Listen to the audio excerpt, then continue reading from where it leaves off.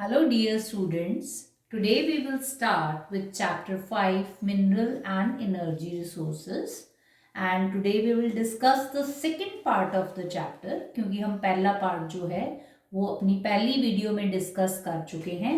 Now in the second part we will discuss the energy resources of India. मैंने आपको chapter के start में बताया था what is the difference between minerals and energy resources. Minerals are use to make the things, चीज़ों को बनाने के काम आता है. जैसे आयरन ओर है, एल्यूमिनियम है, बॉक्साइट है, इससे चीज़ें बनती हैं. Energy is use to run the things, इससे चीज़ें चलती हैं. तो हमने आज एनर्जी रिसोर्सेज जो है वो डिस्कस करना है. एनर्जी जो है वो कुकिंग में यूज होती है. कोई चीज़ आप जब एलपीजी पे आप अपनी कुकिंग करते हो तो वो LPG liquefied petroleum gas is the energy resource, वो एनर्जी रिसोर्स है. आपके घरों में लाइट आती है, आप हीटर चलाते हो, ठीक है, आप व्हीकल्स चलाते हो, तो ये चलाने में जो चीज़ यूज होती है that thing is the energy resource and it is the base of any economy. किसी भी इकोनॉमी का बेस है. स्टूडेंट्स, कई स्टूडेंट्स आप में से कहते हैं कि मैम आप थोड़ा स्लो पढ़ाते हो. मैं स्लो इसलिए बोलती हूँ क्योंकि आप लोगों को अच्छी तरह से समझ आ जाए, ठीक है. इफ़ यू वांट फास्ट, आप चाहते हो कि फास्ट हो, तो आपके पास एक ऑप्शन है कि आप इसको फास्ट स्पीड पे करके देख सकते हो, ठीक है. सो एनर्जी रिसोर्सेज जो हैं वो दो तरह के होते हैं. One is the conventional energy resources and second is the non conventional energy resources. Conventional ये भी एनर्जी रिसोर्सेज है, वो भी एनर्जी रिसोर्सेज है. इनको कन्वेंशनल बोलते हैं, उनको नॉन कन्वेंशनल बोलते हैं. अब रीन्यूएबल और नॉन रीन्यूएबल भी यही होता है. तो हमने कैसे करना है, जो कन्वेंशनल है उसके साथ आपने नॉन वर्ड लगाना है. इट इज नॉन रीन्यूएबल, ये नॉन रीन्यूएबल है. और जो नॉन कन्वेंशनल है दैट इज रीन्यूएबल, वो रीन्यूएबल रिसोर्स है, उसके साथ नॉन वर्ड नहीं लगाना. नॉन कन्वेंशनल के साथ जब नीचे आप करोगे तो नॉन वर्ड नहीं आएगा, रीन्यूएबल आएगा. और जो कन्वेंशनल है उसके साथ नॉन वर्ड आएगा, नॉन रीन्यूएबल.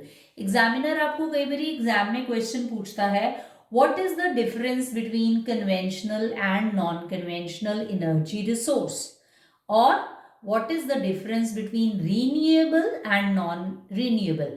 और मोस्ट ऑफ द टाइम क्या है, बच्चे कंफ्यूज हो जाते हैं. दे डोंट नो कन्वेंशनल का मतलब क्या है, नॉन कन्वेंशनल का मतलब क्या है.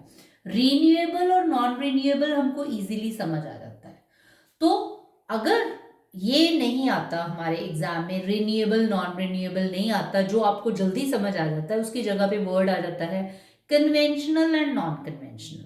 तो आप उसको कैसे समझोगे, कन्वेंशनल उसके आगे आप नॉन वर्ड लगाओगे, नॉन रीन्यूएबल. नॉन कन्वेंशनल उसके आगे आप नॉन वर्ड काट दोगे, it is renewable. Now what is the difference.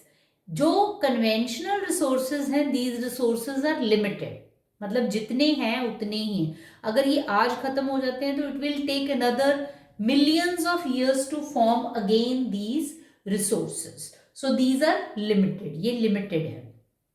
And these are unlimited, ये अनलिमिटेड है. These are limited and these are unlimited resources. These resources create pollution. ये जो resources हैं, अब आप कोल को जलाओगे, पेट्रोल को, तो उससे pollution create होगा, ठीक है. These resources create pollution and these are the pollution free resources. वो pollution free हैं. आप सोलर है, सन की लाइट यूज कर रहे हो, विंड को यूज कर रहे हो, टाइड्स को यूज कर रहे हो, तो उससे कोई पोल्यूशन क्रिएट नहीं होगा. इन्वायरमेंट पोल्यूशन क्रिएट होगा तो इन्वायरमेंट पे इम्पैक्ट किसका होगा, कन्वेंशनल का इम्पैक्ट इन्वायरमेंट पे ज्यादा होगा. इन्वायरमेंटल इम्पैक्ट मोर, वहां पे क्या है, मिनिमल इन्वायरमेंटल इम्पैक्ट, इन्वायरमेंट पे इम्पैक्ट बहुत कम पड़ेगा, ठीक है. ये जो है these resources are derived from fossil fuels. इनको फॉसिल फ्यूल्स में से लिया जाता है. कोल जो है it is the fossil fuel, petrol जो है it is the fossil fuels, and these are derived from the renewable sources of energy like sunlight, tides, and geothermal, जो अर्थ के नीचे से हीट निकलती है, it is called the geothermal, तो वो रिन्यूएबल है। इसका एग्जाम्पल कोल एंड पेट्रोलियम, और उसका example solar energy, wind energy and tide. ये मैंने गलती से यहाँ पे 6 लिख दिया है, दिस इज एक्चुअली द 5। तो 5 डिफरेंसेस इसके, 5 डिफरेंसेस इसके। ये मैंने एक एक वर्ड में लिखा है, आप इसको सेंटेंस बना के लिख सकते हो। और 5 मार्क्स के क्वेश्चन में ये क्वेश्चन आ सकता है कि what is the difference between renewable and non renewable energy resources. Now we will do the conventional sources of energy in detail. The first conventional energy resource is coal.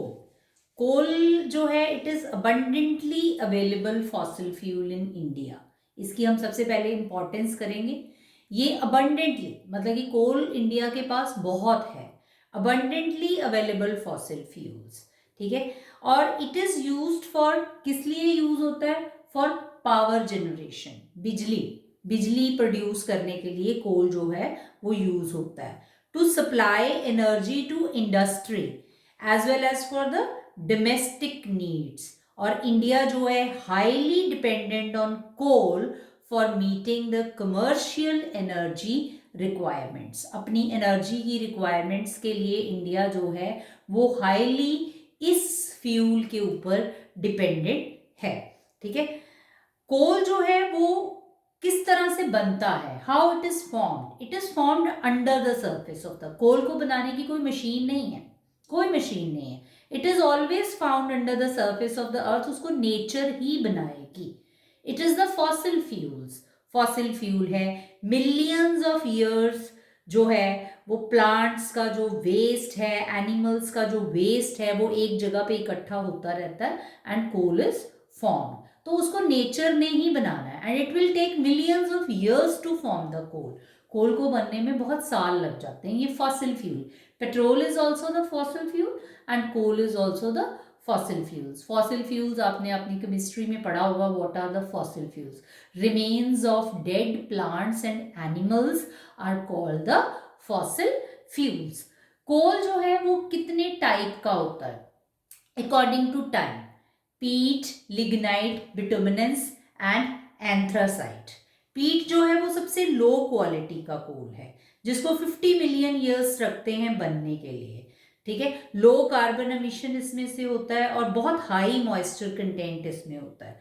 Number 2 is the lignite. ये भी low grade brown कोल है, soft है with high moisture content. इसमें भी moisture का content जो है वो बहुत ज़्यादा होता है। और जो प्रिंसिपल लिग्नाइट फील्ड है इंडिया में, जब जहाँ सबसे ज़्यादा लिग्नाइट मिलता है इंडिया में, इट इज़ द नवेली इन तमिलनाडु। और इलेक्ट्रिसिटी के लिए ये यूज होता है, इलेक्ट्रिसिटी को प्रोड्यूस करने के लिए। The third type of coal is bituminous. ये सबसे पॉपुलर कोल है for the commercial use. Commercial use में सबसे पॉपुलर कोल जो है वो बिटुमिनेंस है, ठीक है। और it is used to smelt iron ore in the blast furnace. Iron and steel industry में ये कोल जो है वो बहुत यूज होता है। और सबसे हाईएस्ट क्वालिटी का coal with very little moisture और no moisture content is anthracite. Anthracite is the highest quality coal in India. और इंडिया में जो कोल है या तो 50 मिलियन ईयर्स, 70 मिलियन ईयर्स के आसपास है, या बहुत पुराना कोल है। जो नया कोल है it is called the tertiary coal, और जो पुराना कोल है it is called the Gondwana coal. जो 200 मिलियन ईयर्स पुराना है it is called the Gondwana coal, और जो नया कोल है it is called the tertiary coal, उसको टर्चरी कोल बोलते हैं। और जो कोल है वो मेनली इंडिया में है कहाँ पे? It is found in West Bengal. Coal जो है वो वेस्ट बंगाल में है और झारखंड में है। Jharia, Raniganj, Bokaro, these are the coal mines. और स्टूडेंट्स एक मैं आपको बताती हूँ, I have seen recently the movie and the movie name is mission Raniganj. Here I have written the name Raniganj, तो मूवी का नाम है मिशन रानीगंज। ये मूवी कोल माइंस के हैजर्ड्स के ऊपर बनी है। आपके इस चैप्टर में आगे आएगा what are the hazards of mining, कि माइनिंग के नुकसान क्या क्या है। तो उस मूवी में माइनिंग के नुकसान दिखाए गए हैं and Akshay Kumar has plays the role of real hero Jaswant Singh. कि उस टाइम पे वहां पे एक जसवंत सिंह नाम के जो थे ऑफिसर थे, उन्होंने 71 माइनर्स को माइंस में से बचाया था। बाद में उनको जो है प्रेसिडेंट अवार्ड उसके लिए दिया गया। तो आप लोग ये मूवी देख सकते हो और देख सकते हो कि माइंस में काम जो है माइनर्स कैसे करते हैं, और उसमें ये रानीगंज की माइन जो है वो दिखाए गए। This is the must watch movie for you people जिनके पास ये चैप्टर भी है मिनरल्स एंड एनर्जी रिसोर्सेस, आपको ये मूवी जरूर देखनी चाहिए। ठीक है। Number 2 is the petroleum. Petroleum की क्या इंपॉर्टेंस है कि व्हीकल्स जो है वो पेट्रोल के बगैर नहीं चल सकते। It is very important for transportation. Transportation के लिए ये जो पेट्रोल है इट इज वेरी इंपॉर्टेंट। तो जो पेट्रोलियम रिफाइनरीज हैं, that refineries are act as a nodal industry. जहां जहां पे भी पेट्रोलियम रिफाइनरी होगी उसके साथ सिंथेटिक टेक्सटाइल इंडस्ट्री होगी, उसके साथ फर्टिलाइजर इंडस्ट्रीज होगी और बहुत सारी केमिकल इंडस्ट्रीज होंगी जो पेट्रोलियम पे डिपेंडेंट होंगी। इसीलिए इस इंडस्ट्री को, पेट्रोलियम इंडस्ट्री को नोडल इंडस्ट्री भी बोला जाता है। ठीक है। और most of the petroleum occurrences जो इंडिया की हैं, it is associated with anticlines and fault traps. जो रॉक्स के फॉल्ट्स होते हैं, ट्रैप्स होते हैं, उसके बीच में पेट्रोल जो है वो लेयर्स के बीच में जो है वो मिलता है। ठीक है। फॉल्ट ट्रैप्स में मिलता है, पोरस रॉक्स में, नॉन पोरस रॉक्स में। और एरियाज कौन से हैं पेट्रोलियम के इंडिया में? Mumbai high, Gujarat and Assam. These are the major petroleum production areas in India. India के ये मेजर एरियाज हैं। Digboi, Naharkatiya, Moran, Hugrijan are the important oil fields in the states. पर फिर भी पेट्रोलियम हमारे कंट्री में बहुत ज़्यादा नहीं है क्योंकि डिमांड बहुत है पेट्रोल की, पर पेट्रोल इतना ज़्यादा नहीं है। We have to import petroleum from other countries. दूसरे कंट्रीज से हमें पेट्रोल मंगवाना पड़ता है, तब हमारी ज़रूरतें जो हैं वो पूरी होती हैं। And the next energy resources natural gas. Third conventional resource is natural gas. It is found with petroleum deposits and is released when crude oil is brought to the surface. It can be used as domestic and industrial fuel के लिए इसको use किया जाता है. It is also used to generate electricity also. Used as a raw material in chemical, petrochemical and fertilizer industry. It is called the fuel of the future. Clean energy resource है ये। ठीक है। और जो first CNG आप लोगों ने सुना होगा, कंप्रेस्ड नेचुरल गैस, जो व्हीकल्स में यूज होती है। LPG आपके घरों में यूज होती है। लिक्विफाइड पेट्रोलियम गैस कुकिंग में यूज होती है। So these are the two areas where it is used. It is also used as a raw material in chemical and petrochemical and fertilizer industries. It is also used as domestic and industrial fuel, and it is found with the petroleum. And the first 1700 kilometer long Hazira Vijapur Jagdishpur pipeline, ये pipeline याद रखनी है, very important. Hazira Bijapur Jagdishpur, ठीक है। ये pipeline है cross country gas pipeline constructed by GAIL India limited, Mumbai high and Bassein gas fields with various fertiliser, power and industrial complexes जो north India के हैं, साउथ इंडिया के हैं, वो इससे कनेक्टेड है।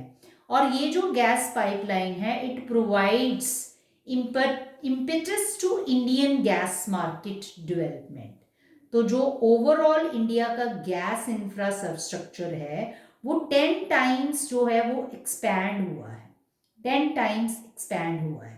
10 times from 1700 kilometre to 18,500 kilometre of cross country pipelines now. ठीक है। इलेक्ट्रिसिटी, इन सारी चीजों से इलेक्ट्रिसिटी प्रोड्यूस होती है। दो तरह की इलेक्ट्रिसिटी प्रोड्यूस होती है, one is the hydro electricity and one is the thermal electricity. अब एग्जाम में क्वेश्चन ये भी आ सकता है, what is the difference between hydro electricity and thermal electricity, दोनों में फर्क है। Hydro word, electricity which is produced from water, जो इलेक्ट्रिसिटी पानी से प्रोड्यूस हो, ठीक है, that is called the hydro electricity. And पानी क्या है? It is the renewable energy resource, वो रिन्यूएबल एनर्जी रिसोर्स है, ठीक है। इसको हाइड्रो इलेक्ट्रिसिटी को जब आपने कोई भी इसका प्रोजेक्ट लगाना है तो उसकी इनिशियल कॉस्ट जो है वो बहुत हाई होती है, लगाना it is a very difficult, running cost is low, running cost low है। Bhakra Nangal dam, Hirakud dam, Nagarjuna Sagar dam, Tehri dam, ठीक है, वो जो है सारे डैम्स जो हैं वो क्या है? हाइड्रो इलेक्ट्रिक पावर स्टेशंस, जहां से हाइड्रो इलेक्ट्रिसिटी प्रोड्यूस होती है। Thermal electricity is produce from thermal coal, petroleum and natural gas. Initial cost कम है but running cost is very high. और वेरियस थर्मल पावर प्लांट्स हैं इंडिया में। अगर हम we are talking about Punjab, Punjab में Bathinda thermal power plant, it is totally dependent on coal, coal के ऊपर डिपेंडेंट है। बहुत सारे थर्मल पावर प्लांट्स जो हैं वो इंडिया में, और ज़्यादा इंडिया में थर्मल पावर प्लांट्स हैं as compare to hydro electricity. क्योंकि अब यहाँ पे देखो क्या लिखा है, इनिशियल कॉस्ट हाई, उसको लगाना जो है इट इज़ वेरी एक्सपेंसिव, उसकी इनिशियल कॉस्ट जो है वो कम है, ठीक है। So this is the difference between hydro electricity and thermal electricity. Now we will discuss the non-conventional energy resources. Non-conventional energy resources. अब आप देखो फॉसिल फ्यूल्स की कितनी डिमांड है, कोल की, ऑयल की, गैस की, और जो है इन चीज़ों के प्राइजेस डे बाय, ऑयल के प्राइजेस जो हैं वो राइज हो रहे हैं, गैस के प्राइजेस राइज हो रहे हैं, क्योंकि इन चीज़ों की शॉर्टेज है, इनकी शॉर्टेज है, और इससे सीरियस प्रॉब्लम्स जो हैं वो इकोनॉमी में क्रिएट होने की प्रॉब्लम है, मतलब पॉसिबिलिटी है कि अगर इन चीज़ों की शॉर्टेज होगी तो सीरियस प्रॉब्लम हो सकती हैं। And increasing use of fossil fuels जो है, इसकी वजह से सीरियस इन्वायरमेंटल प्रॉब्लम्स भी क्रिएट हो रही हैं। तो ये बहुत ज़रूरी है, it is the need of the hour to use the renewable energy resources.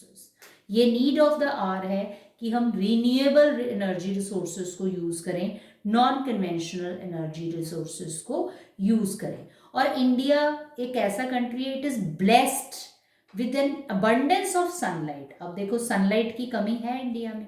No, abundance है, वाटर है, विंड है, बायोगैस है, tidal energy is also there, geothermal energy is also there, coal, even अगर हम कन्वेंशनल की बात करें तो कोल भी इंडिया में जो है वो बहुत है, ठीक है। So God has given us so many things, बहुत सारी चीज़ें हमें भगवान ने दी हैं, तो हमें non conventional energy resources mainly ये 6 दिए हैं, ठीक है। ये एनर्जी रिसोर्सेज पोल्यूशन क्रिएट नहीं करते, और ये अनलिमिटेड है, इसको जितना मर्जी यूज़ करो ये ख़त्म नहीं होते।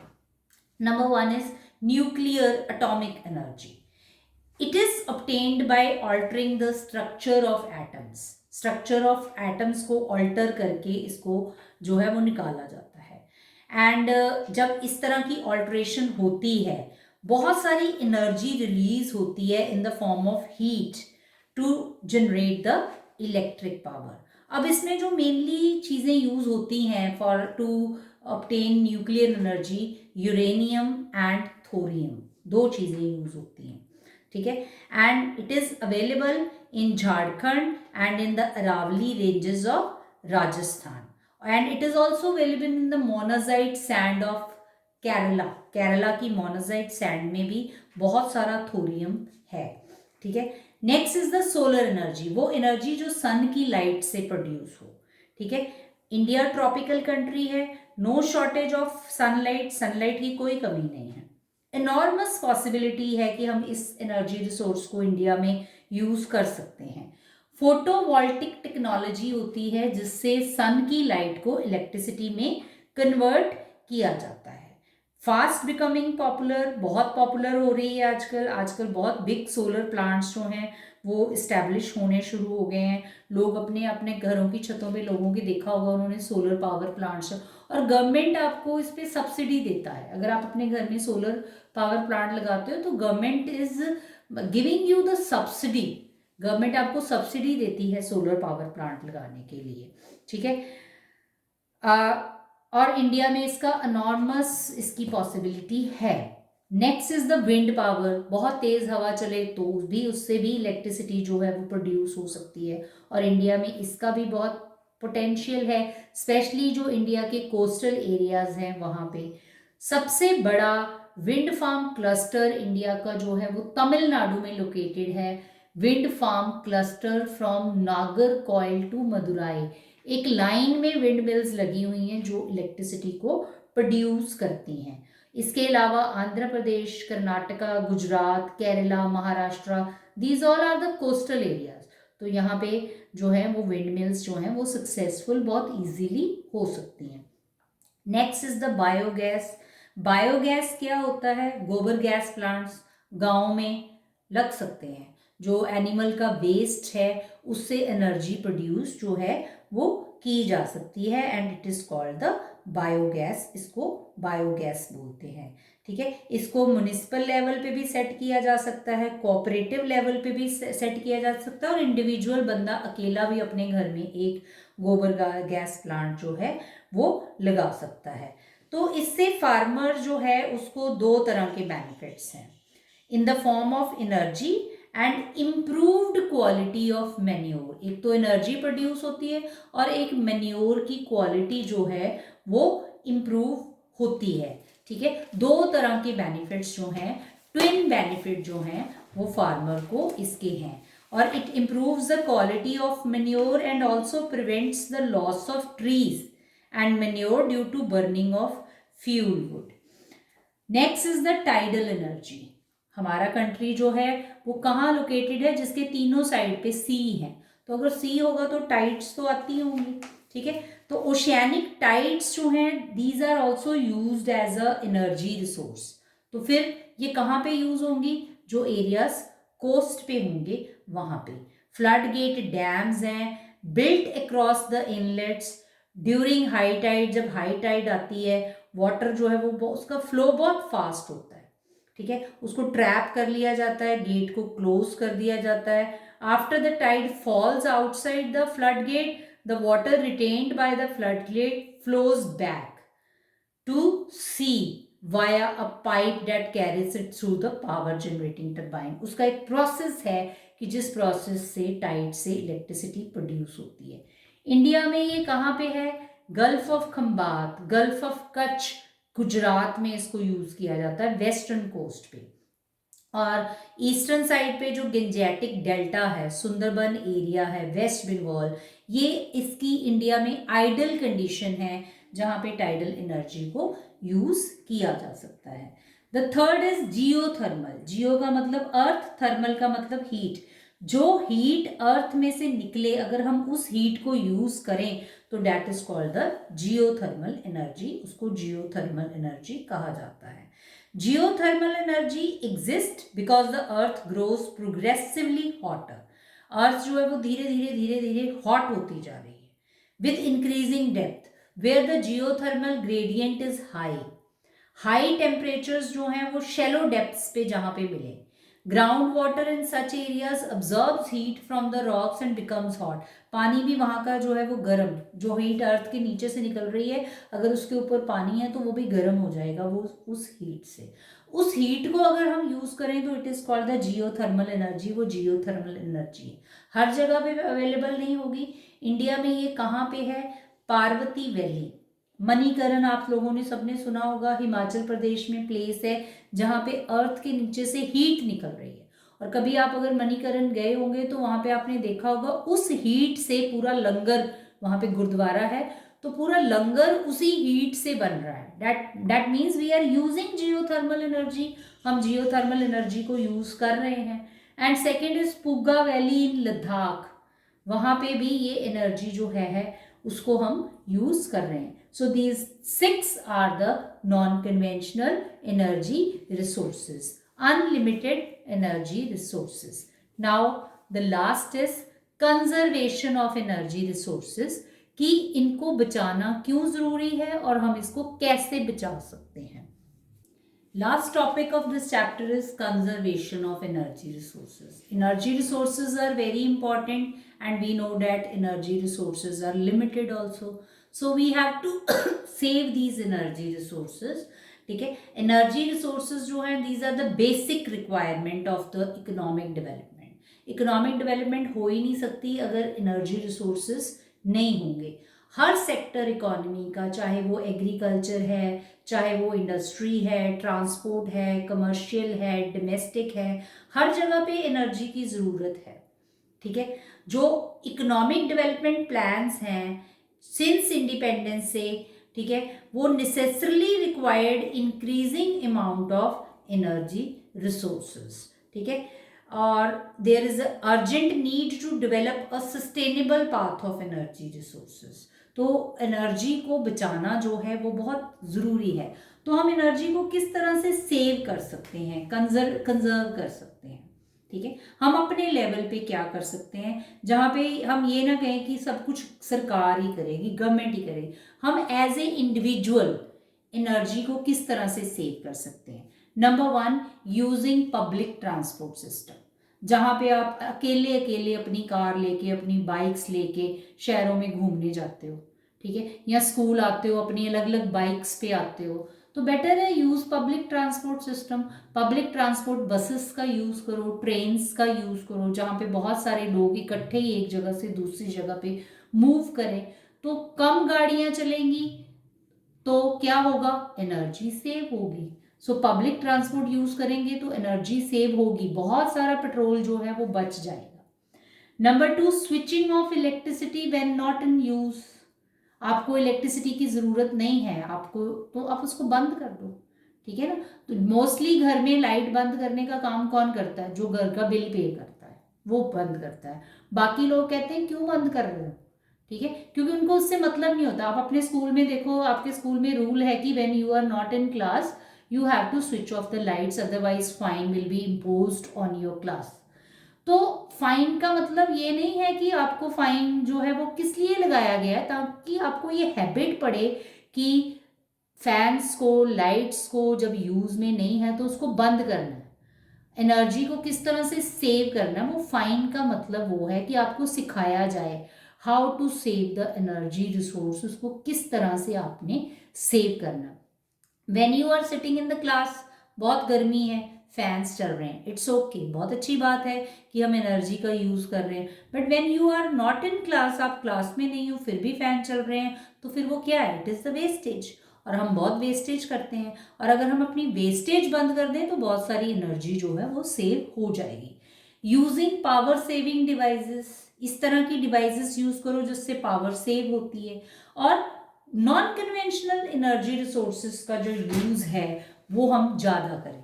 लाइक सोलर एनर्जी है, टाइडल एनर्जी है, बायोगैस है, विंड एनर्जी है, उसका यूज़ ज़्यादा करें as compare to conventional energy resource. At the end, after all, energy saved is energy produce. जितनी आप एनर्जी सेव कर लोगे उतनी ही आपकी एनर्जी जो है वो प्रोड्यूस होगी. So this is all about your chapter. And the last tip for the exam, and it is very important, अगर आप पूरे चैप्टर को बहुत ध्यान से देखो तो इसके जो easy parts हैं वो कौन से हैं. The difference between conventional and non-conventional energy resources, this is the easiest question. The difference between hydroelectricity and thermal electricity, ये बहुत easy question है. Then the description of non-conventional energy resources, ये बहुत easy question है. And last, the conservation of energy resources. अगर तो examiner चाहेगा कि आपको easy पेपर डाला जाए तो पक्का यही क्वेश्चन एग्जाम्स में आने वाले हैं.